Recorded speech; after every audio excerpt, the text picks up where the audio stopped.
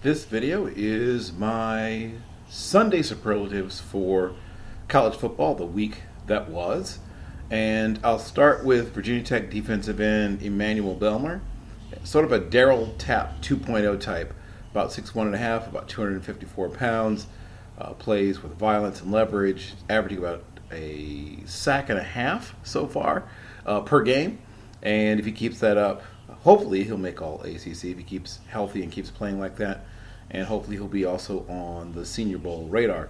A lot of people have been talking about Joe Fouché, the defensive back from Arkansas, who had a great game against the highly touted Mississippi State offense. He had 2 solo tackles, also assisted on 2 tackles. He had 2 interceptions, and together helped hold the Mississippi State attack to only 400 yards of total offense. And on the offensive side, a couple of quarterbacks showed up and showed out. First of all, the Chanticleers of Coastal Carolina, Grayson Mccall, just a youngster, but showed up. He has a good arm. He's a good athlete. He plays with a lot of courage. He can throw the ball with touch and anticipation, but also can make intermediate to deep throws with a fair amount of ease. He went 20 of 29 with 320 yards and 4 TDs.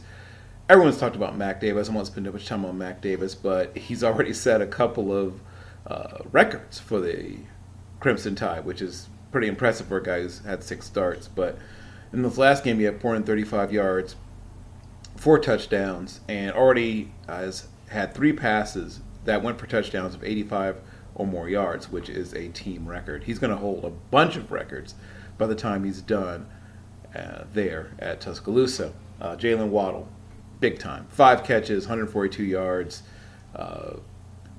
He's a handful. Of course, they've got a bunch of really good wide receivers, but he's one of the best wide receivers in the class, and obviously he and Devontae Smith are a dangerous 1-2 combination.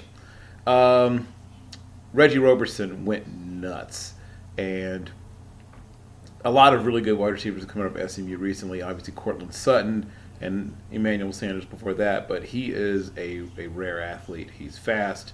He has great body control. He has terrific hands. He runs good routes. He's explosive.